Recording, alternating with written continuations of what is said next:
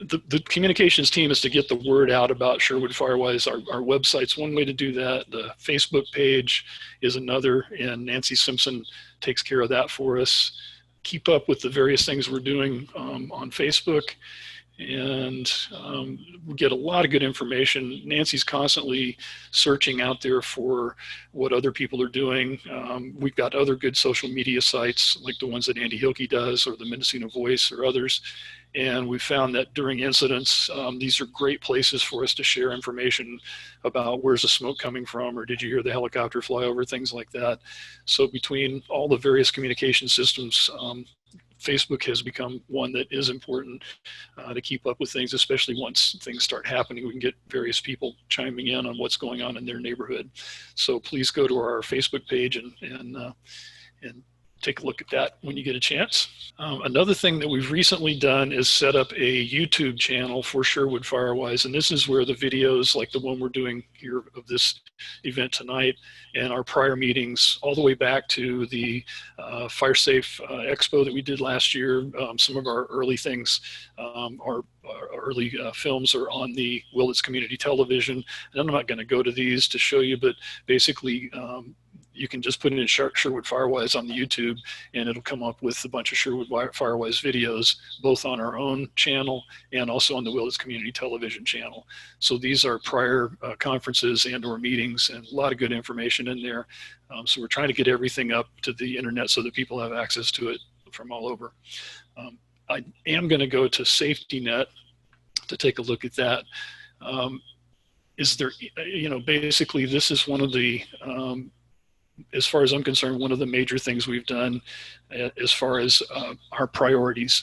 When we started off Sherwood Firewise a couple of years ago, incident notifications, scanners, all of that were really skimpy on announcing the beginnings of incidents. So a lot of times we didn't hear anything until after something had gotten going. So CAL FIRE and the fire departments and such don't typically report out to the community unless it's a big deal like get ready to evacuate or evacuate. That's sort of the level that they were at when we started. And so we decided to build our own incident notification system, SafetyNet, and here's the registration for it. And we have sent out lots of incident notices over the last couple of years that are giving you as local residents an earlier notice than you might get by listening to the Nixle system, for example, or other systems. Now, this doesn't replace the reverse 911, and you can see on this page the Sheriff's Department has the Mendo alerts, so you can text into 888-777 and enter your zip code 95490, and you will get notices from the sheriff. But as I say, our experience with those is that they don't usually give you an early notification about say a brush fire happening out Sherwood Road someplace until and unless it becomes something where they might be considering evacuation. So if you haven't yet registered for SafetyNet, this is the site you can go to, and you can download the registration form and send it in and become part of that network. So please do that. And if you haven't already done so, also go to the sheriff's website, sheriff.com. You can sign up for the Nixle or the Everbridge alerts there. And you can also, as I mentioned, with your cell phone, you can text your zip code to that 888-777, and you'll get the local Mendocino County Sheriff's Department Office of Emergency Services notices. So those are basically the really important, as early as you can get notification of what's going on without having to call the fire department and without having to call 911. We're really trying to get people to please try to use our tools first before you start calling the first responders, because they're busy. And I think I'll go to this address link as well. We do have address signs. If you don't currently have a CAL FIRE compliant reflective address sign, you really need to get that. I can tell you the work we just did in the Birch neighborhood, which is a nice, tidy neighborhood. I was driving around trying to find places, and it was really frustrating because a lot of people don't have their address signs up, and it's just a teeny tiny little number on a mailbox. Sometimes the numbers are missing, or it's a little carved wooden sign, or those kind of things. So again, there's a form. The SafetyNet registration form is on here, but there's also the order form for the for the address signs. And that's something that it's a little bit of a fundraiser for us, but we're pretty much selling them at cost. But it's very important that we get these address signs up, because that was the number one thing the fire department asked of us when we got started, was please have people put up better addresses so we can find them. And not just in a fire, but if it's a heart attack, anything that you need them to find you, if it's dark, if it's smoky, they don't want to be driving around looking for everything. So please get your good address sign up. So I'm going to hand this off now to Brian Ferry Taylor. Hope you're still there, Brian, and talk a little bit about our North Coast Opportunities program. Yeah, North Coast Opportunities. We won a $12,000 grant from them to create a position for a program coordinator to help us get all these, get one person coordinating all these programs that you can see that we're doing. And we've just about got the job description done. And if any of you are listening or interested in a 20-hour-a-week job doing really good work for the community, we're going to put that money towards that. We're also, they're funding a mailer that will go out next week, Fire Safe Council. That's a $70,000 grant to do roadside clearing. And if we can, if we can get neighborhoods together to agree to get material out to the roadside, we can coordinate with the chipper crew, and they'll come by and pick it up and chip it and take it away. We need about 30 yards. 1 yard is the size of the recycle bin. So it's quite a bit of material. And in this time of COVID, coordinating people getting together to clear brush is difficult.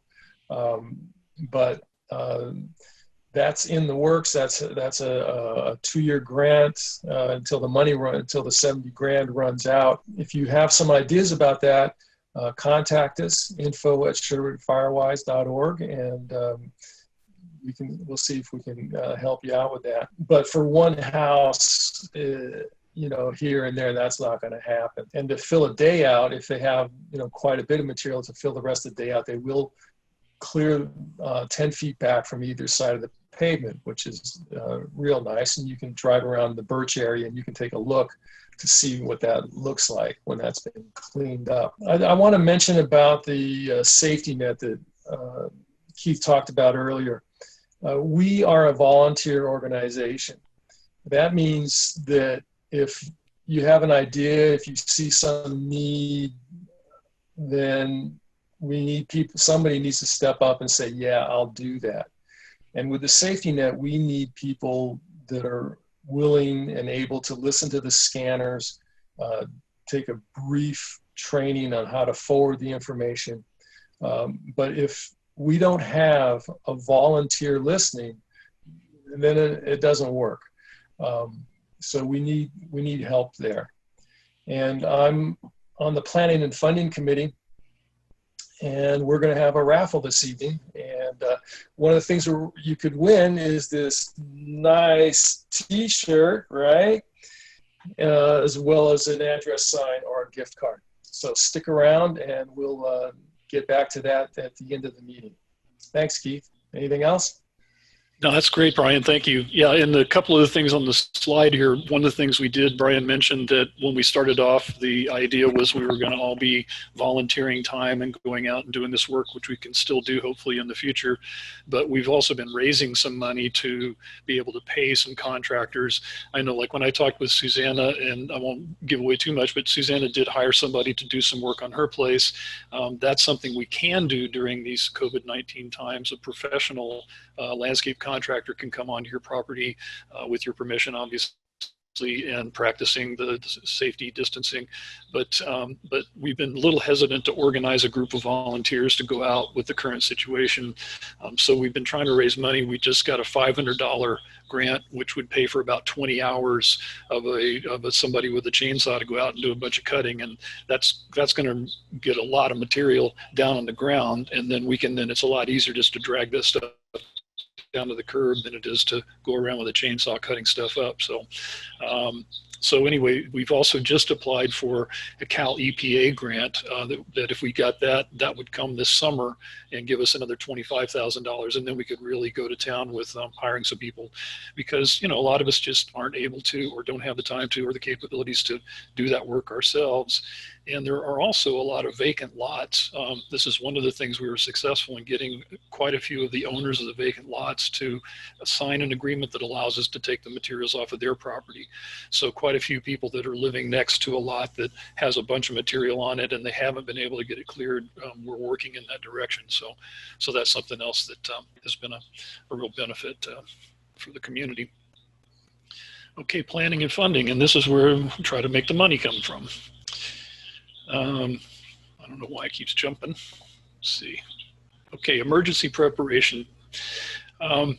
This is really the bottom line is this is the work that gets done. And up until we got the emergency access route in place, that was our #1 goal. We got our communication systems working, and now we're into roadside fuels and chipper days and getting materials cleaned out of the fire reduction activities, both around our houses and along all of our access roads.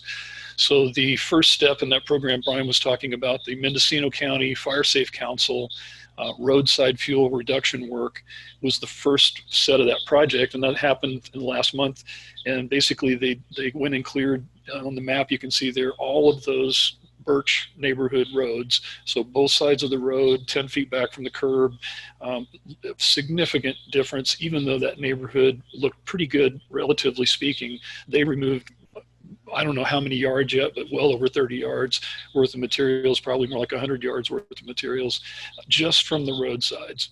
So the parcels that are in green there are parcels that have signed a landowner access agreement for chipper days so that they can bring the material down to the curb and have the chipper crew come and take that material away. So we're focusing on the Birch neighborhood. We've got, I think, 60 agreements currently. So we have enough for a good pile of work. Now we just need to get out and get that material cut and down to the curb so we can schedule the chipping to come and do the chipping. The roadside fuel reduction work also did a little bit of work along Poppy going up to the airport, and also a section of Poppy wrapping around over by where it intersects into Primrose, and then a small section of Primrose from Clover or over to Lake Ada Rose. So it ended up being about 5 miles of roadside that they, on both sides, that they did the clearing. So that work's been done. That was something that they could do as their crews without any of our volunteer assistance, other than us sort of monitoring what they're doing. And we could possibly do some more roadside clearing. And as Brian was saying, that's something that might be able to happen if we get, we're working in the Daphne. The other part of roadside fuel clearing that we got is a very large grant, a $447,000 grant. And so this is really the sort of big ticket item here. We were encouraged by the county to apply for this funding. They couldn't get the fire departments to apply for it, or Brooktrails, or the county themselves. And so good old Sherwood Firewise took it up, and what do you know, we actually got funding. So it's the only funding this year in Mendocino County. So it's a pretty big deal. And as you can see from the map, it's a little hard to see it, but basically the project is to do what's called a shaded fuel break, or just, you know, roadside clearing, where we're taking small stuff, all the low brush, the tiny crowded trees, and limbing up at least 10 feet all along Sherwood Road from Main Street all the way out up to the intersection north of Willits on 101. And so that'll be quite a bit of brush clearing there. And in addition, we're also doing the top of the ridge to the west of Brooktrails that runs along Ridge Road, Blue Lake Road, and then ties into timber that cuts back into Sherwood Road. And the idea here is that if there's a fire coming up the hill from town that closes Sherwood Road, that we can't go down the hill, there's going to be people wanting to evacuate to the north. And some people aren't going to be able to drive down the hill to get down to Sherwood Road, but they can get up the hill to Ridge and drive along that way. So all we know is we don't know where the fire is going to come from. We just need as many options as we can possibly get. So I think you can see from that map that these are sort of two parallel paths heading north. And I'll show you in a second our roads heading to the south. But so this work is going to be, it's like a 2-year project. We're just getting started with the North Coast Resource Management Group out of Ukiah, meeting with the CAL FIRE Mendocino group. And we're starting to look at a plan for doing the environmental work, because there will be quite a bit of looking at everything from archaeological to botanical to birds and so on and so forth. And that will need to be happening before we do any work. We're going to develop a request for proposals and have a contractor bid on that work. We may be able to use some CAL FIRE crews for some of this project, but we're basically budgeted for third-party contractors to do the work. And along the way, one of the other things that we mentioned in our early goals was we want to have some temporary refuge areas where we don't have to drive all the way to Laytonville to get out of the fire. And so as we're doing the roadside fuel reduction work along Sherwood Road, we're looking at locations where CAL FIRE could come in and clear an area, so you could go there and park your car in an open field that was already either mowed to the ground or burned off, so it was safe to have some place to just get away from the fire without having to continue driving through the night or through the fire or whatever. And in addition, some roadside pullouts along with that. So if there's cars coming or you can't see, or fire trucks, so on and so forth. So we're looking at a couple of different dimensions for making Sherwood Road a more viable emergency access, both for ingress for fire trucks to get in and also for us to get out for evacuation purposes. So this is really our big project for the next couple of years, and we'll also be part of that hiring that Brian mentioned earlier for a program coordinator. Part of the work that person will be doing, be working on this project, and we've got a little budget in the CAL FIRE project to pay for that too. So that's excellent stuff for us, and there'll be a lot more on that as time goes on. And then here's the access routes, and I don't think that I saw John join us. John Haschek, did you join? Don't see John anywhere. Basically, the map you see on the right-hand side is the old Brooktrails evacuation map. This is what was in place before the fire over in Redwood Valley that got us excited and started up Sherwood Firewise, because the fire chief stood up at that meeting in Willits and said, gee, those 4 routes that you see there that look like emergency travel routes are no longer viable. There's only Sherwood Road. That's it. And so that was really, I think, the #1 impetus for most of the people starting Sherwood Firewise, was to make sure we have more than one way in and out of our community, especially with the large population that we have and the dense fire danger that we have. So the first route that we looked at was the Furco route, which is at the top right-hand side. It goes from the airport down to Highway 101, and you'll see there's a fork in the road. It also goes out Shaw Road. So there's a couple of different pathways there that can get you from the airport out. However, we all know this, we've talked about it, these are not evacuation routes. These are primarily going to be for a fire truck to come in while the people are exiting out Sherwood Road. So the idea would be, in a big incident, they would make Sherwood Road one way. Let's say it's going down the hill. So it'd have 2 lanes going down the hill and no fire truck could be coming up. So they could come up that Furco route to get access to the subdivision without impacting the traffic trying to get out of here. Now the sheriff has told us if we have staging at the airport and there's some people there and he thinks they need to be evacuated, that we could use that route as an evacuation route, but only if the sheriff or the incident commander says that's what they're wanting to do. So it's private property, no trespassing, don't want people out walking around on these routes. But the Furco route has been completely cleaned up and it's ready for service as of last year. Another route that we have agreements in MOU is a memorandum of understanding. This is an agreement between the landowners and the Brooktrails Township that allows access for maintaining these routes. It doesn't have anything to do with their usage per se. It's just allows us to go in and do vegetation clearing and road maintenance so that the routes are clear for emergency access, either in or out. We do have MOU in place on Willets Creek, and CAL FIRE is planning to do brush cutting on Willets Creek route this season, and that takes you down to the Northbrook subdivision. So again, that's another way for them to get in if roads are clogged, or for people to get out if the law enforcement tells us to do that. So that work will be done this year.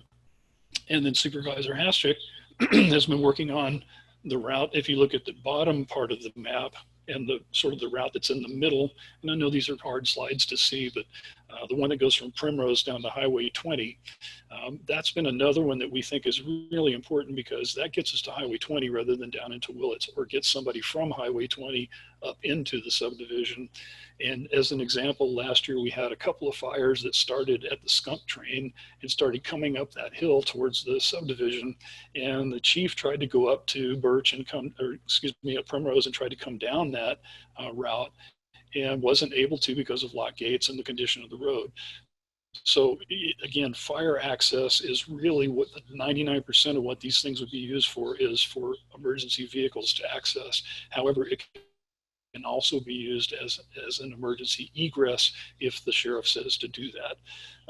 And there's a couple of other places on there along Ridge Road, and then that other route that's at the far bottom left-hand corner, which goes down closer to where the old Cutter Mill site is.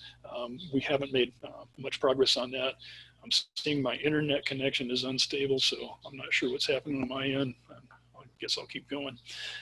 So basically the grant we got also, we got a grant from the Community Foundation to pay for some professional services to tell us how much it's going to cost to maintain these routes over time, because the reason we lost the use of them was they weren't being maintained.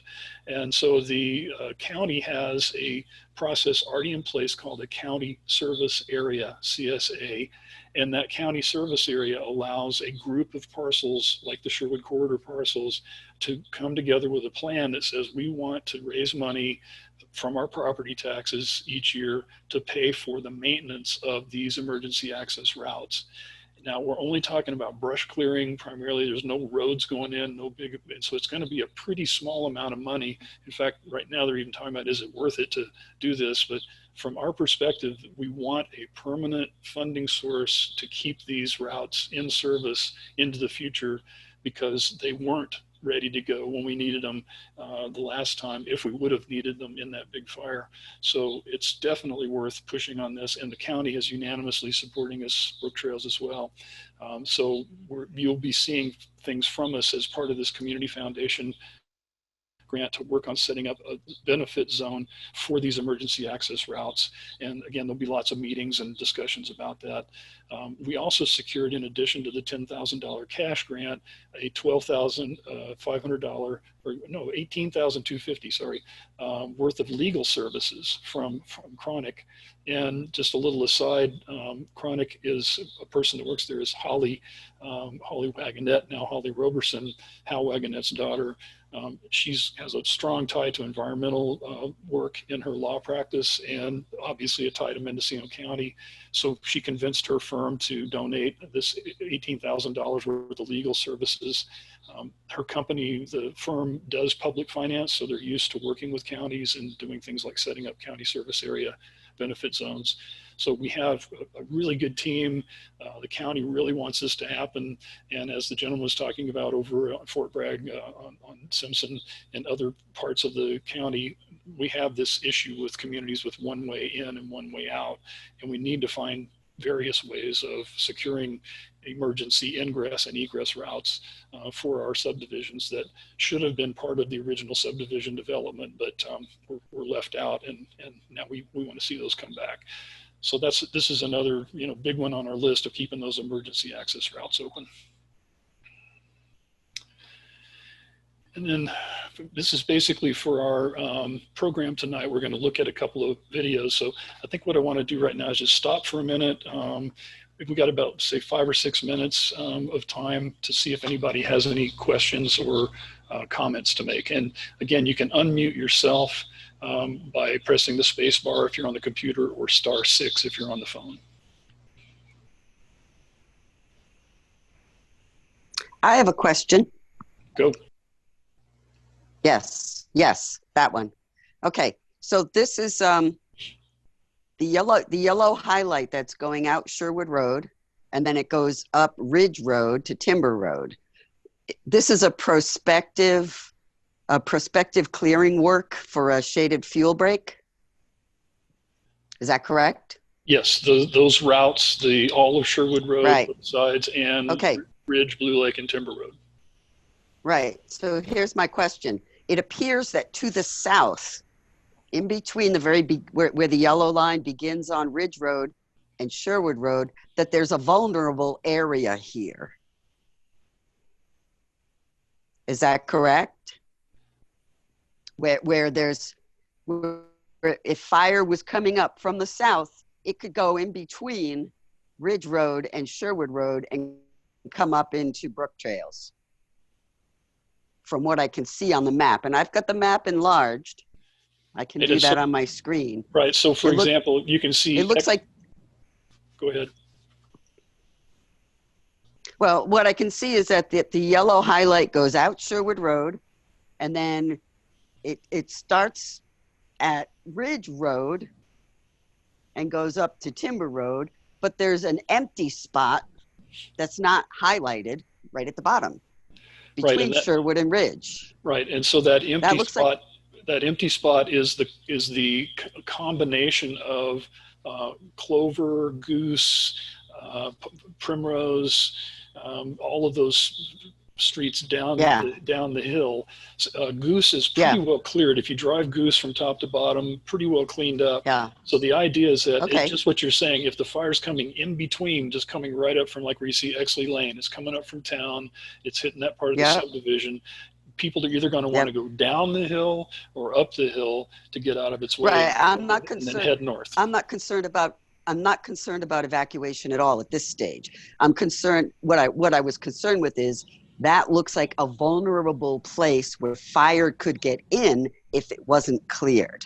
But you're saying that area is cleared. Well, okay, let's also look at the difference between roadside fuel reduction, which basically is trying to clear the major access routes 10 feet out on either side, so that as you're flying through there in the dark and smoky embers, that you're able to get through without flames impinging on the sides of your car. The clearing in that, if you start looking in that area that you're talking about there, the green belt areas that are all in there, there's a huge amount of vegetation throughout the entire subdivision, and that's what the chipper days aspect is really meant to do.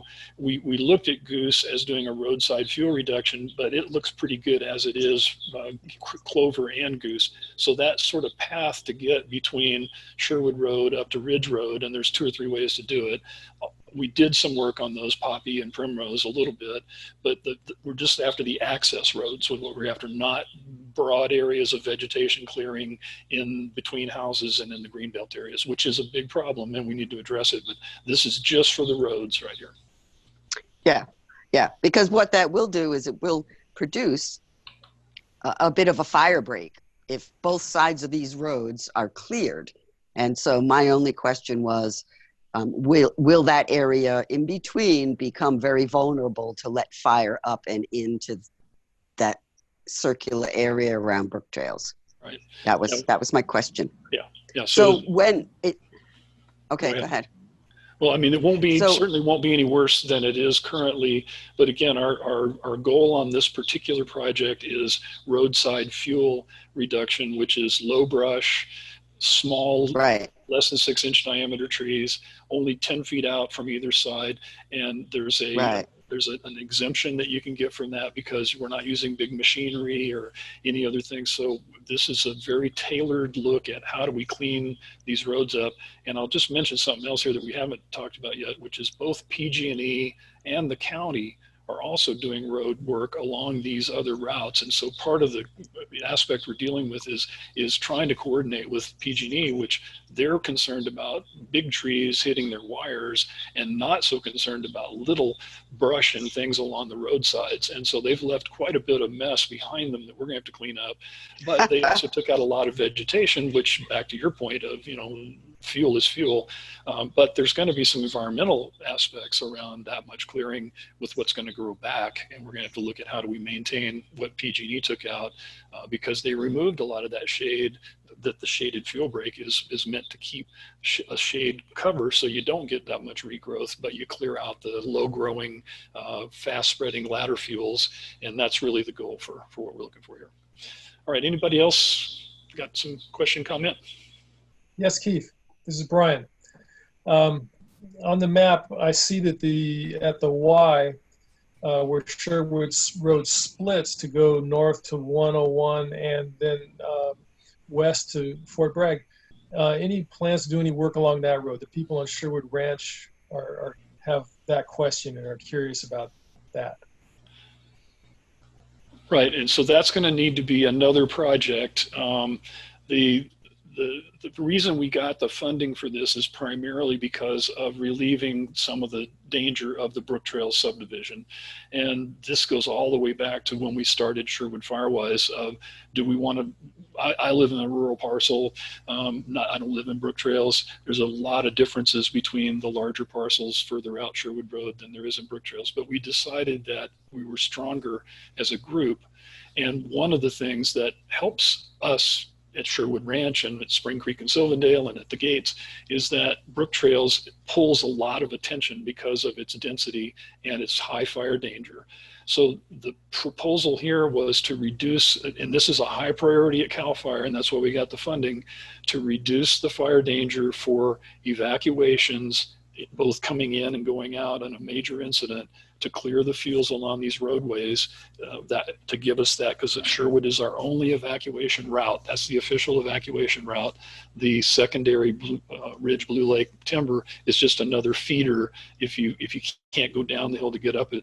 So that was the just behind this. Now, I'll talk about in a minute, there are other programs like the Mendocino County Fire Safe Council, and actually I'll go back up to that site on the planning and funding. That's one of the things that I didn't mention, was that there's a new proposal going in, item number 6 here. The Fire Safe Council has a new application for more chipper days and more roadside fuel reduction in the works right now. And that's been my suggestion to the Fire Safe Council, is now that we've got the Brooktrails stuff going, let's move out into Spring Creek, Sylvandale, and Sherwood Ranch and look in the Sherwood Ranch area out that way in the gates and see what we can do for roadside clearing and chipper days for the rural parcels.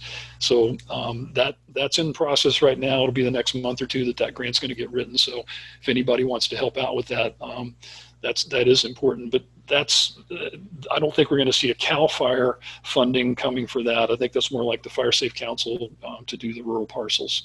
Did that answer your question, Brian? Yes, it did. Thank you. Yep.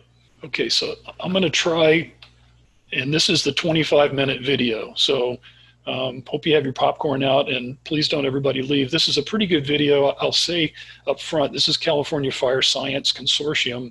And the perspective I like about this is we're sort of starting at a high level, and over the next several months, we're going to be working our way, drilling down on more detail. So what this video shows is you're going to see some film footage from the Coffee Park Fire and some other stuff, but it's from the fire science guys of why are we having these kind of wildfires and how can we learn to live with wildfire and create defensible space. But they're looking at it from this big perspective of what do they look at when they're trying to look at a neighborhood and get in there and do something to save those houses. So I'm going to see if I can make this work. Keith, this is Eric. For what it's worth, I've seen the video and I'll vouch for it. I would definitely advise your folks to stay on and see it. It's pretty impressive. Thanks, Eric. Okay, so again, this is going to be about a 20-minute slide. It's basically a talk, and there's some slides, there's some videos and such, so hopefully this will work. That we take action on that fire that's threatening to burn that property.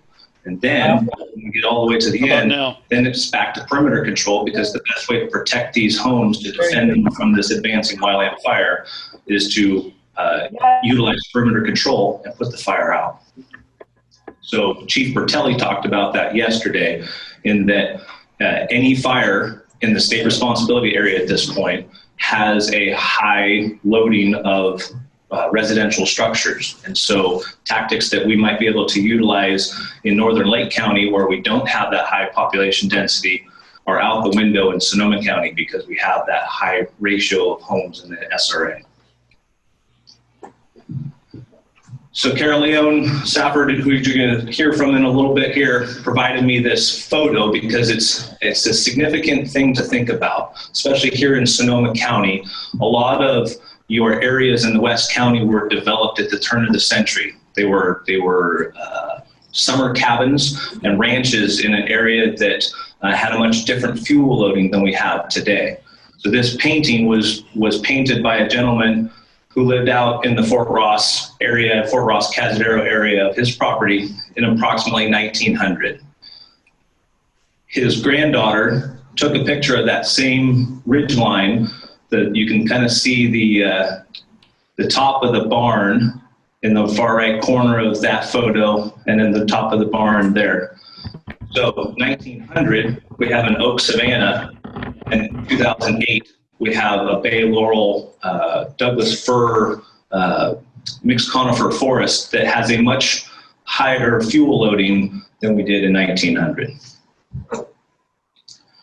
And the problem is compounded into the fact that the Doug firs are prolific regenerators, and so we have a point where that oak woodland can't keep up with the firs. They are introduced to the area, they get established, they overtop the oaks, and now we have a decadent fir stand that is much less resilient to wildland fire than the oak woodland before it. So what does that mean? So every time I drive through Marin County, Chief Bertelli talked about every time the wind blows or his bread gets dry or his lips get chapped, he starts to get a little anxious. Every time I drive through Marin County on Highway 101 and I look to the west and I see these little roof lines sticking out of a major fuel loading along those coastal hills, Chief Turbeville gave you all the fire history in Marin County in the last 100 years. There's been a couple fires, right? That's going to happen again. We had the Vision Fire in 1995. We caught it at the Great Western Fire Break. For those of you that aren't familiar with the Great Western Fire Break, that's also known as the Pacific Ocean. So it's scary stuff, right? Because the Vision Fire starts at the bottom of Tomales Bay, burns over one ridge, and it hits the Pacific Ocean. Imagine if that fire starts on 101 in Nevada and has that same wind event on it. There's a whole lot more out in front of it and a whole lot more loss of life and property that's probably going to happen. So what do we call these homes? Right? And that's the unfortunate deal, is that before these subdivisions were put in place, we had a grass oak woodland, a savanna, oak savanna. I found some photos of Nevada turn of the century, and it's just wide open. It's grass and some sparse oaks. And here you are, present day, with a much different fuel loading than you had at the turn of the century. It's been talked about through the symposium so far, but it's something that's near and dear to my heart, that the shock to this event was the loss of homes and property, or homes and lives and homes, correct? But if you look at the natural vegetation, significant fire, tens of thousands, hundreds of thousands of acres burned across the North State here during this event. But as you drive through Sonoma County, my office is over just south of Calistoga, so I drive Mark West Springs Road every day. Those oaks that were completely defoliated and cooked to a crisp during the October fires are already popping leaves again. They're on their way back. So you had areas, and it's kind of hard to see in this picture, but you have areas where you have a higher intensity fire, where you do have a more intense fire that burned through that area. But the bulk of the fire area, you'll notice that the canopy is still intact and there's still trees that have green leaves.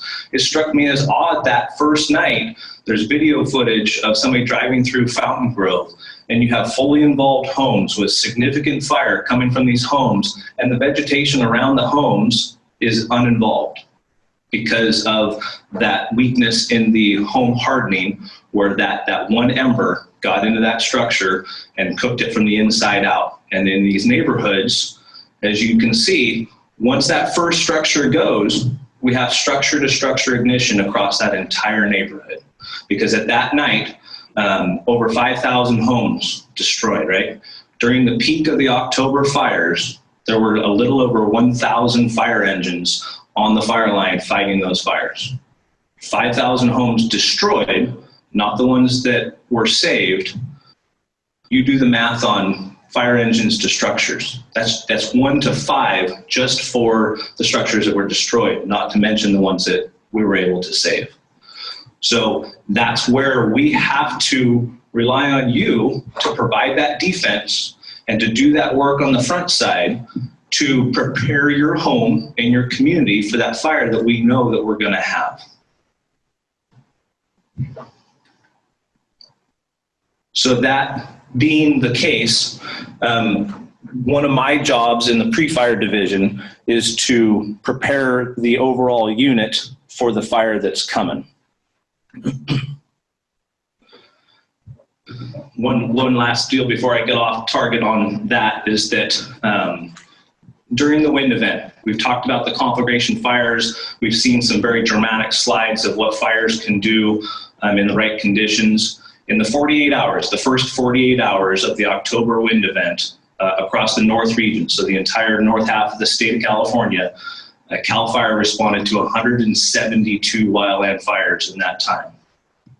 Only 18 of those became large damaging fires. So we had a significant fire occurrence across the region. Our suppression forces did a great job. Unfortunately, during the conditions that we have, there's going to be those fires that get away. So those fires that get away, what do? We don't just throw our hands up in the air and say, well, we can't do anything about it. My approach as the pre-fire division chief is to make sure that we have defensive belts or layers from those undeveloped wildland areas into your neighborhood, into your home, so that when we have those fires, you have some buffer before that fire hits. Because as we're going to talk about with defensible space, the idea of Public Resources Code 4291 as it relates to defensible space is not to protect you from the conflagration fire, the 1% of fires that are going to occur. It's that day-to-day fire, that 10-acre fire that we just saw a little while ago, where you have 5 fire engines coming and 20 homes around that fire. If those homes have the appropriate defensible space, it's much less exciting than it would be if we didn't have that defensible space around those homes. So something we've been doing in Lake County, those of you that are familiar with it, here approaching the middle of the screen is the top of Mount Canocti, and we have the Clear Lake Rivieras along the south end of the lake there. Chaparral fuel type, very high fuel loading.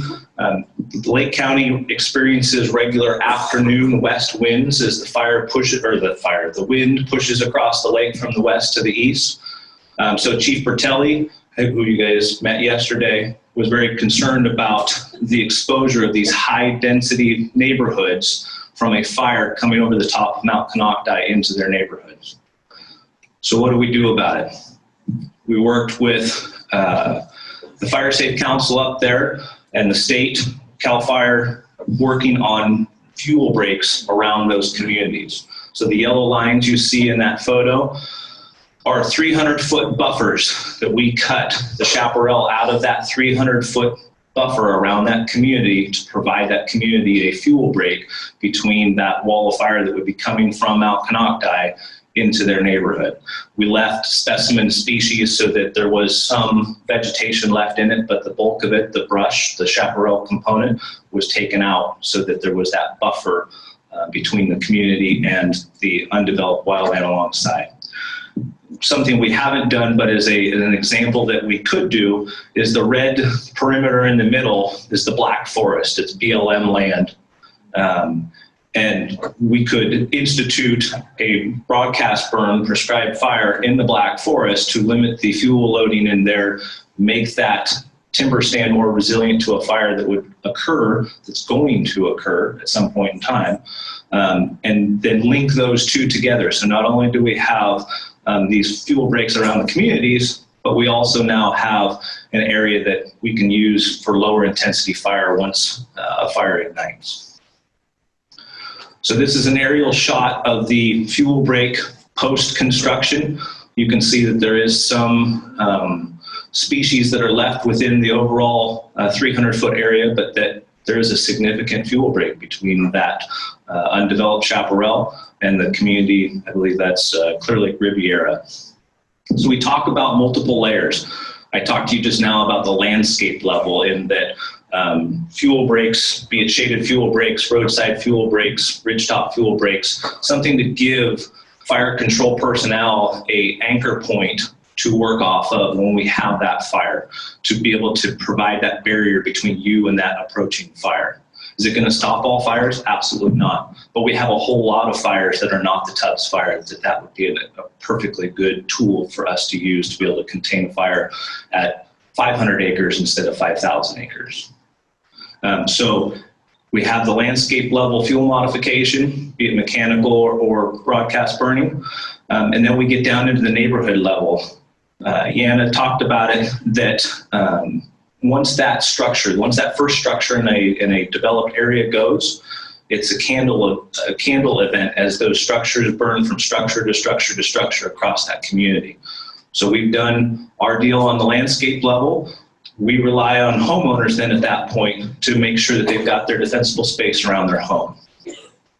And then tying into, Yana, once you get into the neighborhood proper, now everything you can do to prepare your home with hardening, be it screens or the other items that you can use to build your home with, is going to make your home that much more resilient, so that maybe you do get lucky if the neighbor's house goes, that your house can withstand that radiant heat coming off of that other fire. So CAL FIRE defensible space requirements, we're getting pretty short on time, so I don't want to bury you, but we have that information. The requirements are that we want to make sure that we've got limbs away from chimneys. The 4291 is not only for wildland fire into structures, but it's structured into the wildland. So that limb getting close to the chimney is more receptive to catching fire and then starting a wildland fire from the house. We want to talk about leaves and needles on the roof. Everybody's talked about that so far in the symposium. That's the #1 killer of structures, is that not maintaining those leaves and needles around the house. We got to get rid of all that dead grass within the 30-foot distance around the house. I'm sorry, the dead dying tree branches. So we don't want dead material hanging over the house, because it's more receptive to structure fire into the wildland. We want to make sure that we get rid of all the grass within that 30-foot, the dead grass. We want to mow it.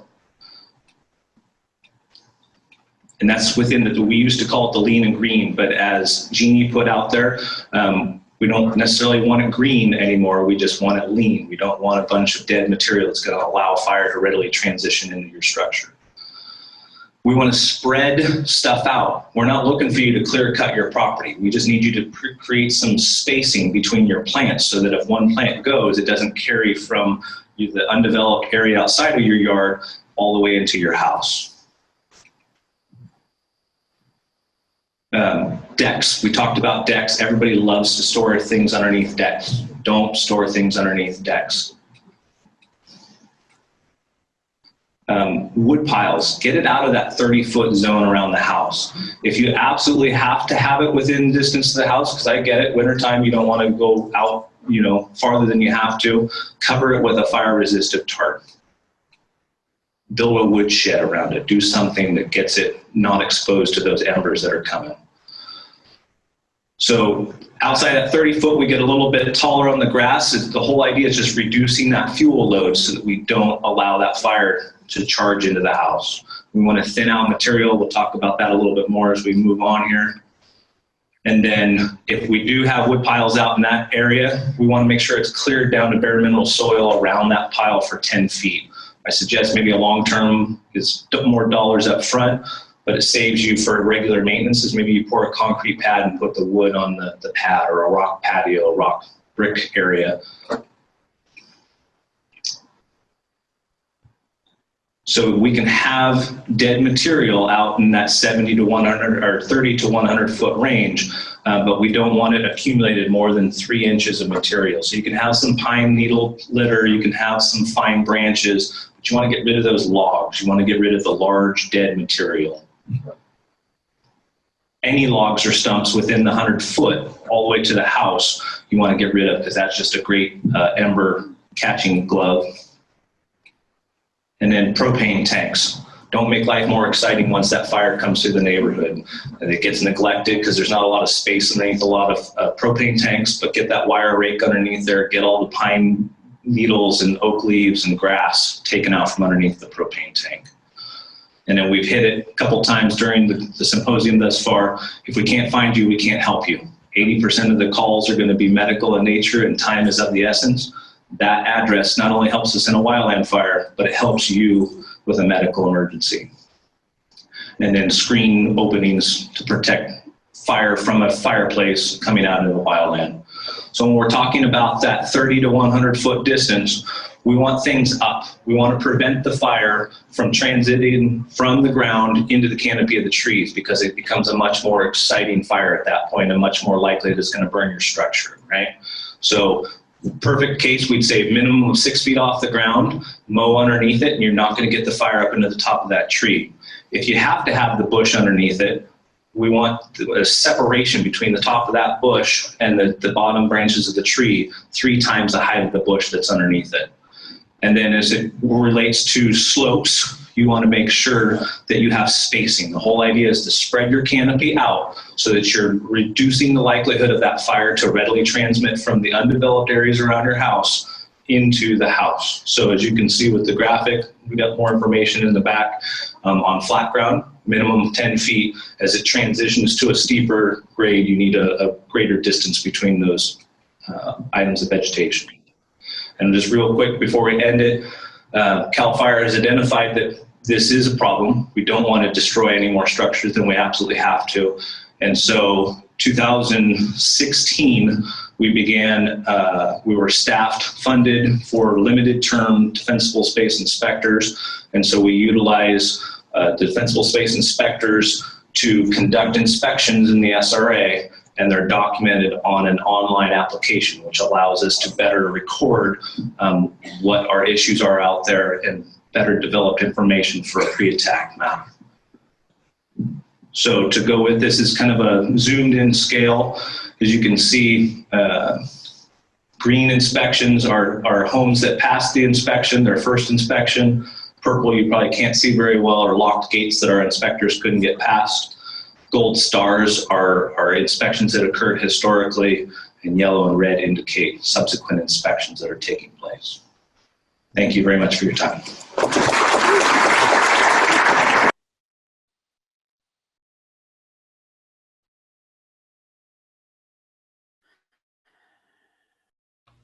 Okay.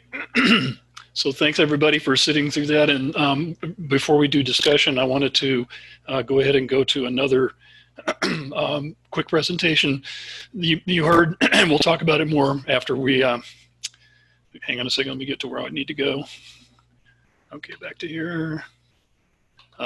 Okay, so I'm gonna do this little Ready for Wildfire website thing, and then we can go through on the next slide and do a discussion. But so that was the big picture from a firefighter looking at the whole thing coming down the line. This is more of, if you haven't been to the Ready for Wildfire website yet, please take the time to do that, because this is our local CAL FIRE folks, and you know, Marin, Sonoma, a little bit like what we are, but the Mendocino unit up here is much more familiar with our much more dense, you know, and we can talk about it again in the discussion, but you could see, you know, trying to clear around some Brooktrails homes to get that kind of clearing is not going to happen. So we've got some different issues, but the house, if anything you took away from there, the trees didn't burn, it was the houses that caught on fire. And so this is what we really want to look for. When wildfires burn dangerously close to homes, it's the preparation that homeowners take well in advance that helps determine whether their home will survive or not.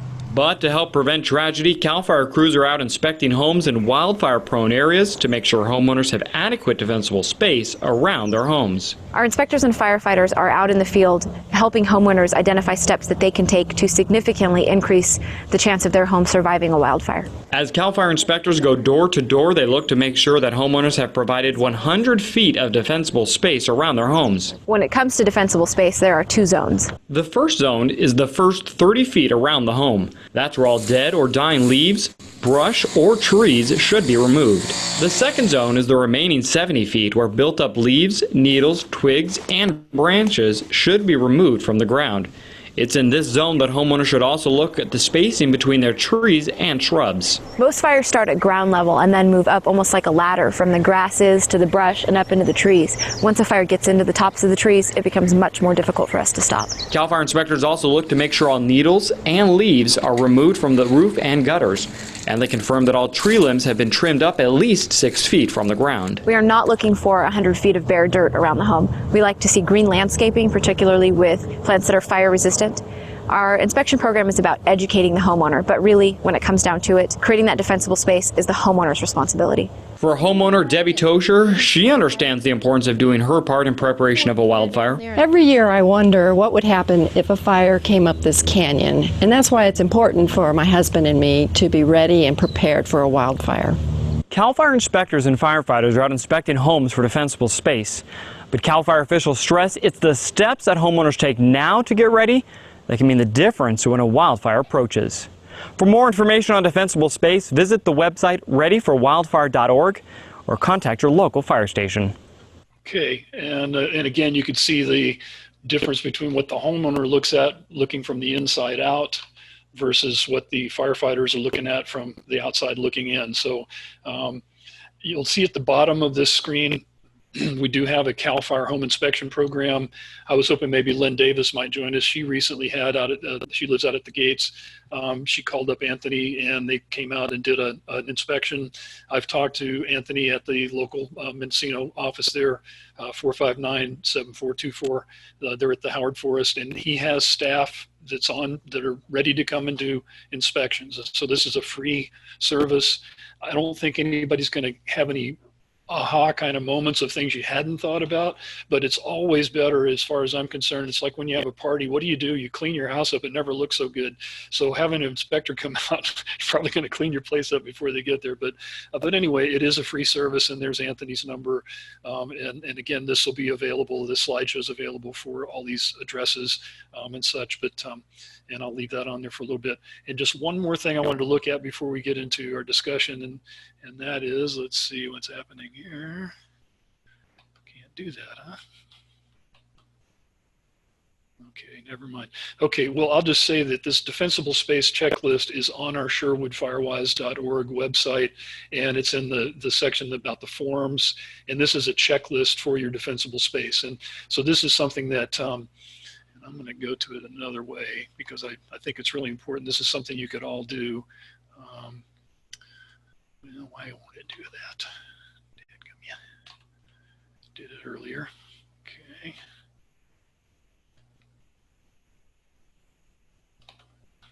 Okay, I'm going to give up. But anyway, go to sherwoodfirewise.org and that checklist is there.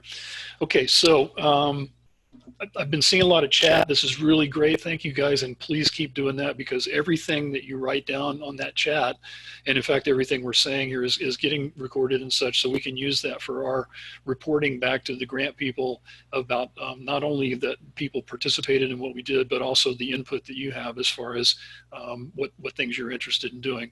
So what we're going to do in this coming fire season is identify some priority projects. You need to do that at each of your homes, and obviously that cleaning of the gutters and the leaves off the roof is a big one that should happen right away. I noted that. They said that's pretty much the kiss of death for a house. That's like their number one ignition is loose leaves up on the roof and the gutters, as well as all the junk around your house. So that's a pretty simple thing to do unless you got big, tall houses that have to get up on a giant ladder. Maybe worth paying somebody or get a gutter cleaner. But As you saw, and I'm hearing now, over 80% of the structure losses are because of embers landing on something that's flammable, not from a tree catching on fire and blowing flame across the house. And a lot of times, as the guy said, once one house catches on fire, that one has embers shooting up that go and catch the other houses on fire. So the more that we can do to keep our gutters and rakes and everything else is done, and the roadside clearing that we're doing, and the chipper days to get the vegetation out there, these are all things we can do. But I think you can all see from those aerial photographs, to me, the most impressive thing is if you thought of that same aerial shot of the Brooktrails subdivision and try to imagine putting in a 300-foot fuel break, like Barbara was talking about, a fuel break. I mean, you know, that just can't happen in a Brooktrails. Same thing for some of the other aspects of how much clearing around a home. I mean, 100-foot clearing on a Brooktrails lot, you don't even have 100 feet. You've got to go on the neighbor's properties. So we have an intensely more dangerous situation than what you saw in some of those videos. And that means that we really, really have to work harder to not start any fires ourselves and keep it as clean as we can to be prepared. And then the last thing I'm going to say before we start a discussion is we're going to be doing these meetings every second Thursday of the month, as long as we've got the stay apart kind of thing. We're hoping to get back into personal meetings. But we've set up a Sherwood Firewise Zoom site, and this is it here. You can go to the zoom.us and just put in that meeting ID number. You don't have to have that click on the web address thing, but we'll be sending out notices as we normally do, so that everybody will have those addresses to click into our meeting for the June and further meetings. All right, so having said all of that, we still got some good time before we get to our raffle, and I'm interested in hearing what other people have to say. So somebody chime in.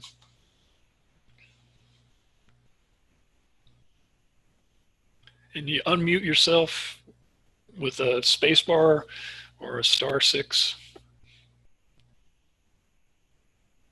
Hi, Keith. I have an item. Go. I've got an absentee piece of property right next to my house, and there's oak trees that have branches that are encroaching upon my actual structure. And I don't have the money to have those trees limbed up. Is there anything that can be done to get that work taken care of without it having to come out of my pocket? Right, and so one of the things that with the grant that we have right now from the Fire Safe Council, we're basically talking about manual, small stuff, and we are the labor for the project for getting materials off of people's property when it's not roadside. And this has come up with a few people that have either trees or large limbs or something that's, you know, much bigger than just brush or limbing up a tree. It is going to take some money to do that, and that's earlier in the meeting. I don't know when you joined, but we do have $500 currently, and we are trying to raise another $25,000 from Cal EPA. We'll know in a couple of months whether we get that. That would be money we could pay contractors to go and do work like you're talking about. Now, the other piece that's important is that landowner needs to agree to having people on their property so we don't have legal liabilities, and that's where the landowner access agreements that the Fire Safe Council has provided us, we need to get those. We have all the addresses of all the parcels of the owners. We can get in touch with them. We did that in the Birch neighborhood to just try, where there's almost half of the properties are vacant parcels, and we got a very high percentage of people replying back that we could get onto their property to take materials off.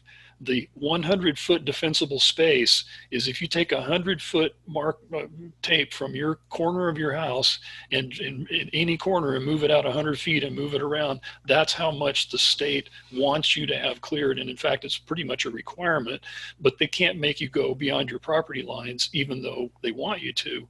So we know in the Brooktrails properties that a house on a lot 100 feet either side is at least one parcel, maybe even two parcels. So there's there's a lot of clearing that needs to be done. But right now, the funding that we have is only for us as volunteers to bring materials down to the road that are 6 inches or less in diameter that they can chip up, and not using any big tools like chainsaws and things like that. I mean, we can use little saws, but that's the second grant that we're talking about going for, both from CAL FIRE and also from the California Fire Safe Council. We could potentially have labor money in there to pay a contractor to come in to do some of these bigger tree clearing, because several people have had this problem of adjoining parcels where there's big trees leaning or within their 100-foot space for sure. So yes, this is definitely a big job, because the branches are 20 to 30 feet up. Yep. And it's not something. I mean, when I cleared my property last year, I did everything I could take care of on my own, and everything that was on my property. Mm-hmm. But there's these branches are coming over. They're pretty much almost touching my chimney and the side of my house. Mm-hmm. And I gave you guys the lot number mm-hmm. for who owns that property. Mm-hmm. But I don't know how to get a hold of them. Yep. So that's our next move. Basically, we've been focusing on the Birch neighborhood to get the project going, because the crews needed work to do right away. So we focused on that one area. Now we need to get other groups of people. So we mentioned the Daphne, Padula area. We've got about a dozen folks over there so far signed up. And in the but that's another thing. That's another thing. I've put a lot of effort into trying to get people in my neighborhood motivated to, produce a group of people that can help each other do work and to do some work in the Greenbelt. I get nothing from anyone in my area as far as effort. So that's gone. That's gone in the past for me here. All I can do is take care of my own place. Right. And so one thing we can do is if they're willing to sign that access agreement, whether they live here or whether they don't live here, that then gives us a time, gives us the authorization to do something. And then we can try to get the money to do that. And like I say, every grant sort of has a guideline of, so like Chipper Days is a particular kind of program for getting the community involved, because they want to see people do more than just do a little bit of clearing. They want to see the neighbors get out and do work all around their own homes. I mean, you heard CAL FIRE guys say several times the defensible space is the homeowner's responsibility. Right. So the crossover, though, like you're saying, with Greenbelt, we've got Brooktrails involved, and with vacant parcels, we've got this landowner access agreement, and we are being fairly successful in getting people to sign that when they know they don't have to spend any money, that we'll go and do the work for them without putting a lien on their property. That was getting some pretty good response. We still have to find the labor to do that work, and in situations like yours where you have a particularly big tree or something, we'll need to pay a tree service to come in and do that kind of work. And so again, we're working hard to raise there's about 4 of them. About 4 of them. Yeah, and there's just dozens of these throughout the subdivision. So I mean, we're hearing this quite a bit. That the vacant lots, people can keep their own place pretty darn good. It's the vacant lots, and so we're, again, it's a major problem, but we're making some headway on it. And and I appreciate you trying to get your neighbors involved, but I think trying to get people to come out and work is harder than just saying, if you'll just sign this agreement, we can get some money and do the work for you. That's a little easier sell. Yeah, well, absolutely. Right. Okay, so no answer for that, right? Well, I mean, actually, I got your answer, but there's not a lot that can be done about it right now unless I can afford to have those trees limbed up this year. Yeah, for this year, I would agree with you that the funding that we currently have, I don't see anything doing that per se, although I will say this summer, and I think in 2 months, we'll know about that Cal EPA grant, and that's $25,000, and that's specifically targeted towards this kind of situation where there's stuff that we just can't do as volunteers going out in the woods. We really need a tree climber, somebody that kind of stuff. Okay, well, let me know what I have to do to get on that list. You're on that list. Excellent. That's all I need is my action items. Thank you. You bet. All right, somebody else. And again, you push the space bar if you want to unmute, or *6 if you're on the phone.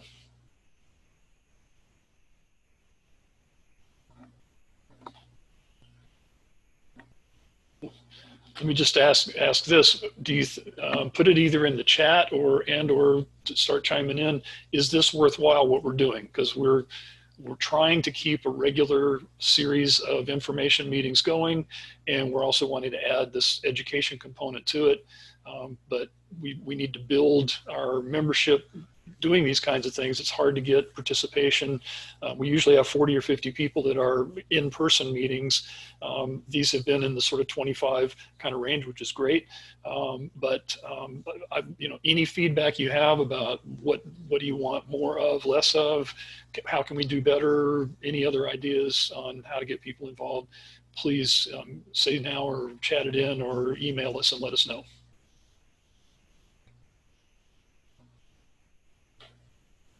Well, Keith, I'm seeing one comment here. I'm asking that the maps you showed tonight be posted on the website.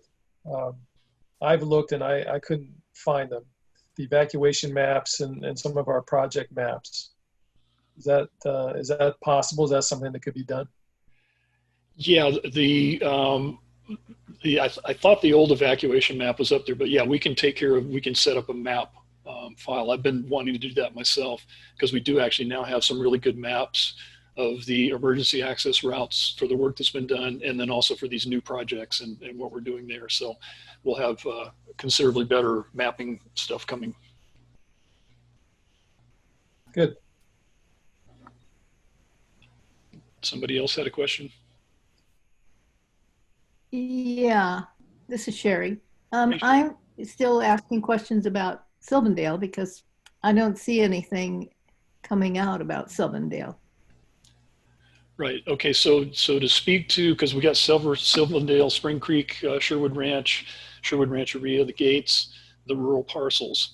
The CAL FIRE kind of things are going to be a little more difficult for us to get because of the less dense population, if you will. So we're focusing on the California Fire Safe Council, which is much more in line with rural parcels.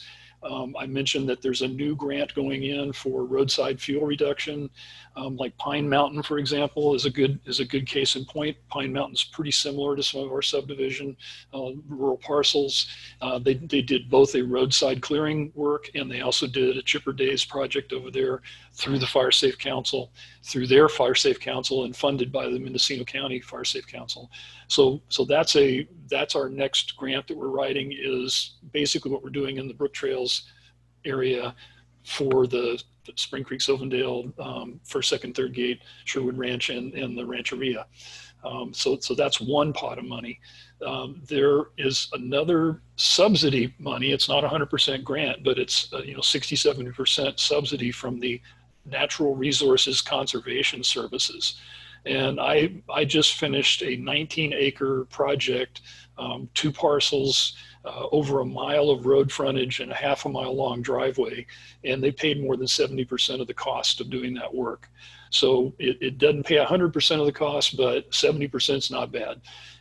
And boy, does it just look, I mean, if you go up Blue Lake Road, take a drive up through the subdivision and take a look on the west side of the road, and you'll be able to tell where it's been cleared, because it looks like a park. And then look on the right-hand side of the road and it looks like a jungle.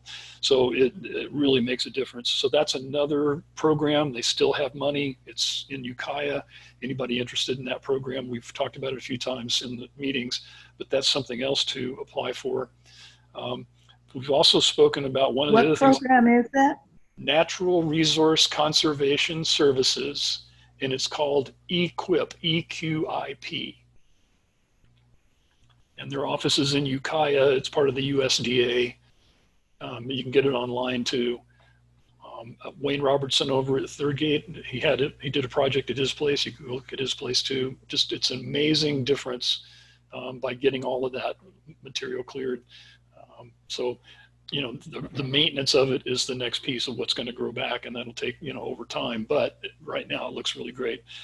Another pot of money, Sherry, and also Ann at Spring Creek, we've talked about this, is road work, because roads are very important for our safety as well. And there is money available from some of the fish watershed restoration groups, both for the Eel River, and there's one for the coast also, Noyo. And Joel Marshall at the Spring Creek Subdivision Board is working on a proposal to do some road work on some of the parcels that drain into the onto the west side out into the ocean, Noyo River Basin, and again, fish habitat. Anybody like Sylvandale, many of those parcels could qualify going into the Eel River. And what this is, First, Second, and Third Gate have done a project. They got a road engineer to tell them how much it's going to cost to really upgrade their roads. We're not talking about just grading and rocking. We're talking about putting in good drainage, establishing all the grades, all the slopes on the roads, the crown of the roads, all of that's done. So you end up with a really good road that won't need much maintenance going forward. And again, this is not a 100% program, but I think it's like a 75% payment subsidy. So as a road association, Spring Creek, Sylvandale, the Gates, Sherwood Ranch, we should work together to define a big project for the roads in general to keep the sediment out of the rivers as one particular project. Affiliated with that is a group called Trout Unlimited, and they were at our Firewise Expo. They have funding to put in big water storage to keep water flowing in the seasons like we're coming into right now in the spring, to keep a little bit of water flow at various stream crossings. So they're looking for places all around our area where we could put a pond or large tanks, store a large amount of rainwater or possibly spring water, whatever. And they will build a tank large enough that we can use it for fire storage, fire water storage as well. And that's 100% grant. I have the map of all of the stream crossings and all the roadways and such, and that's what they're primarily concerned about on the road aspects. But for the water course aspects, water tanks could be any number of places, but it would be good to put them someplace where a fire vehicle could access them. So there's some ideas, and we have others. The main thing, like Brian Ferry Taylor is in charge of our planning and funding group. We have regular meetings, and we're always looking for grant ideas. We were tremendously successful this last year. I mean, I think we wrote 6 or 7 grants and we got almost all of them. I think Walmart was the only one. Walmart and Home Depot, I think, were the 2 we didn't get out of the slew of proposals we put out there. So there's more money out there. But, one thing, I was just having a conversation about funding now that we're in the COVID and then the economic recovery. You might remember a couple of years ago, one of the things I said over several times is there's money available right now. We need to really get on it as quickly as possible. And that's not just us, but all of the California people, because another catastrophe comes along like an earthquake or something else. And little did I know, but I have a feeling that funding at the state level is going to be constrained going forward. So fortunately, the governor has kept fire safety with the mega drought that we're currently under too, which is another historic first, that we are a high priority. And so we will continue to press for more funding, but we need help. We need people from the subdivisions, like Sherry or Ann or any folks there, to come to meet with us and to take on some work and help us do these things, because there's only a few of us that are really doing all of this organizing and grant writing and everything else. And we just can't we could do more if we had more volunteer help. Thank you. You bet, Sherry. Yeah, and we'll be following up with both the road and the water storage as part of the CAL FIRE program, because that sort of goes hand in glove with the kind of work they're doing too. And so we're trying to leverage that. But we should have a group meeting of the rural subdivision representatives so that we can have a planning session and identify a few key areas that we want to work on so we can put a good proposal together. All right, anybody else got some ideas or questions? This is Rose. Yeah. Oh, good. So I'm glad to hear that there's grants. The MCFSC will have a new application for chipper days for the rural subdivision, so I'm really glad to hear that. I just want to let you all know that on Sherwood Ranch, we do have road signs now. That's very new, and they're still up and not shot at or stolen. And then I also, the road signs are very important, of course. And at the Sherwood Rancheria, of course, they had road signs put in and lovely paved roads a few years ago. So I'm glad that we have road signs now. And then I've been working on the SafetyNet. I sent out the SafetyNet form in our road assessment. So I'll be getting that. I'm still working on that. And I want to thank you, Keith, and both Brian's for all the work and time and efforts that you've been doing to keep this Sherwood Firewise proactive. And thank you for helping us create a safe and secure plan for a, hopefully not, but we may have a future fire here. So thank you so much. You bet, Rose, and thanks for what you're doing out there too. It's really helpful. And you know, you mentioned SafetyNet, and I, you know, it's been something that I'm pretty much one of the key people to putting that information into our broadcasts. And as Brian Ferry Taylor said earlier, I could really use some help. But our little local network of subdivision reps like yourself and Paloma and some other folks are, and Barbara and Sherry, on our little Telegram app that we have, if other people are interested in being a representative for a group, for a neighborhood or some area, we do send Telegram instant messages when we get the notification of an incident happening before it goes to the broadcast system through SafetyNet. And the main thing there is to let people know as soon as possible, like the fire that happened at Sherwood Ranch. We were on the phone with Rose, and Rose was walking out and telling us where it was. And I mean, we had more information than the firefighters had because of the connections that we were making. And the community out there was prepared enough that they got on that fire that by the time the fire trucks finally figured out where to go, they pretty much had it under control. So it's really important that we work together with this. And as Brian said, we need some more people that will listen to scanners and join us on that Telegram app to say, hey, I just heard, even if you like a lookout, I see a fire going over here, you know, rather than calling 911, rather than calling the fire department, we can do these instant messaging kinds of things, which just pings right away, get a whole group of people involved, and they can say, oh yeah, that's that control burn that was happening, you know, last week. We don't need to notify the whole population about things.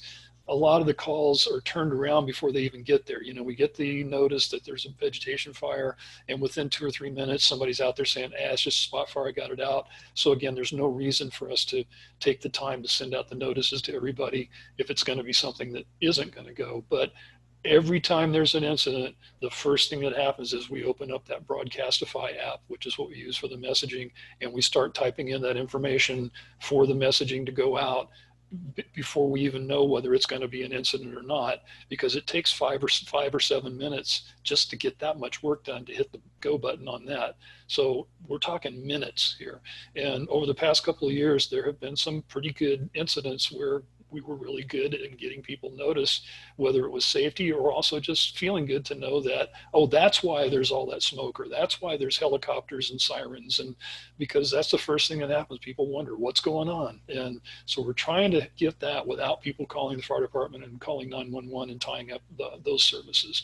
So, so anything anybody there, your friends, your neighbors can do to help us with that notification system, getting more ears open all the time and firing up our communication lines. We really do need some help on that. Okay, I'm not hearing them chime in, so. Yeah, they're up on, Mary and Dennis. Well, you go watch TV and you lose. Here we go again. I didn't close my eyes. Anita Furia. I am here. Yay! Yeah, you win. Yay! Thank you. I'm excited. You mean you want that address sign that you already ordered? I already have it. Yeah, it's right out there. Unless you think I need 2. Nice. No, I've got mine. Thank you. So, do I get to choose? Yeah, shirt or gift certificate. Or you can get an address sign for your neighbors. Oh my gosh, Monty. Don't have to decide right now. You can I think drop I'll us go for a line. I can do what? You can drop us a line at info@sherwoodfirewise.org when you've decided.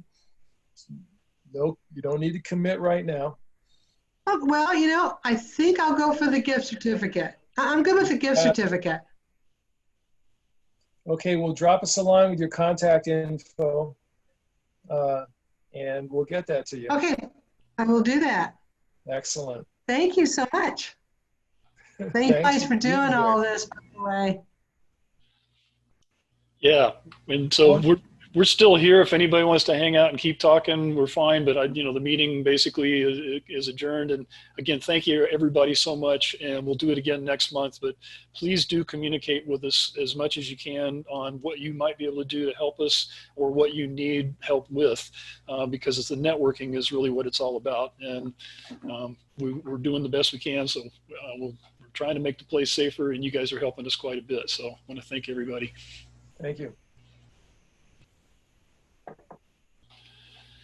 All right, Brother Brian, what do you think? Anything last minute? Need to do anything to? A lot of the comments are about adjacent properties and how to get neighbors. People really want help with how to deal with recalcitrant neighbors and absentee landlords and Brooktrails greenbelt not being properly maintained. Mm-hmm. So yeah, that's the problem. Well, and as we, but if there's anybody still listening on that, we can get back out with it again, is that we need the group of people. So if we can go into like John Neuer and Tamara at Brooktrails and say, here's 35 parcels that have greenbelt adjacent to them with problem vegetation, what can we do? And because one at a time going in there, I think like Barbara Scora did a great job of nudging them into helping her, but she did a ton of work with their neighbors and whatever. But they still got some cooperation, and I'm hearing from both the board and from the fire department that they like what we're doing. They've got some funding in the greenbelt. They'll try to make it work as much as they can. They have their own schedule they have to do, but I think that's where we need to identify for them. Not just here's one over here and here's one over here, but like here's a list of a bunch of parcels that have issues.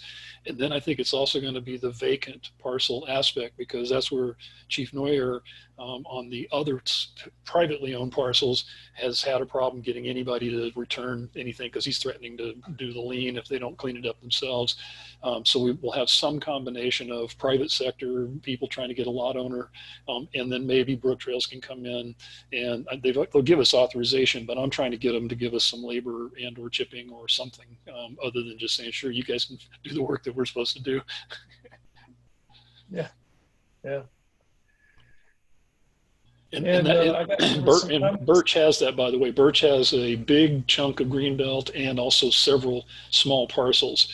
So that's going to be our test bed to see what can we get from Brooktrails as far as their cooperation. Yeah. Many comments from people liking are actually preferring the Zoom meetings to having to go to the community center. Well, nice part is when you hang up, you're home. Yeah. Really. Or some of us are. Won't have to shave to go out. Well, and we're recording all these comments too. So, I mean, that's the nice part. All those chat messages are on the record, so we can download that in the report and pick snippets of it out for the reporting we need to do to our agencies.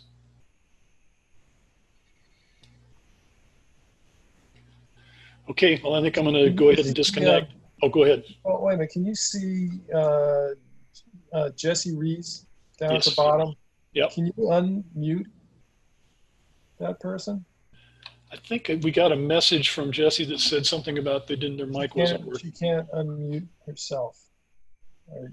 Is that something you can do from your end? I'm trying. I tried that before and it wouldn't unmute. Yeah. Okay. So I don't know if there's just not a microphone or what, but it's not letting me unmute. Yeah. Okay. And when will this be available for my going over it? And where is it available? How do you know how that works? Yeah, so on YouTube. Yeah, so what I've got to do is, what I'm going to do right now is stop the recording. Okay. Oh, great. Oh, dadgummit. Something happened in the middle of the meeting and I went offline. I don't know what happened. The internet died over here. And apparently it reset because I didn't have the sound when I came back with that video. And so I didn't record the second half of the meeting. Dang. Second half, second 3/4, dude. Well, whatever. Oh, yeah. So man. I know. Darn. Well, you know, and this is it, the experience. I don't know why I lost the, because I got a good solid internet connection here. So I'm not sure why it dropped it, but I mean, the whole thing dropped out and I had to restart everything. And then I didn't go back and push the record button again. So, oh, well. Well, before we drop it, I'm going to highlight all the chat and paste it somewhere else. Okay, good idea. I think that gets recorded anyway. It's just the sound and the video didn't get recorded, but the chat is a separate text file that you can download. But it wouldn't hurt to go ahead and copy it and paste it anyway. Yeah. If you can. If you can do that, that'd be great. Yeah. Okay. I've got it copied. Cool. I can't. This is a funky little tablet, and I don't know if it has a word processing program on it. Right. Well, what I'm looking at is at the bottom. At the bottom of the group chat, when I open it up, I'm looking at the bottom of the group chat. There's on the bottom right-hand side, there's a little piece of file. Clicked on that, and then it's got, you can save it to Microsoft OneDrive or Google, and then I open it up, and sure enough, it goes right to my computer. So I can go to my file where I want to put it. And so you can do it that way. You see where that is? Yeah. I did it too. Yep, cool. We got it. I don't know what kind of document it's going to be, how I can open it, but. Yeah, it looks like a text file. So. Well, there it is. I got it. Sweet. Nice. All right, my friend. We're good. Okay. Thank you so much. Thank you. Really appreciate it. We'll stay in touch. I don't know. I've got reporting for tomorrow, and Aaron wants stuff for the Fire Safe Council thing too. So I'm doing all my time. And we got money now. We got to tell people how we spent it. Yeah. That's right. What did you do with all that money anyway? I haven't seen a penny of anything yet. Right. Give me something. I'll tell you what I did. Yeah, no kidding, man.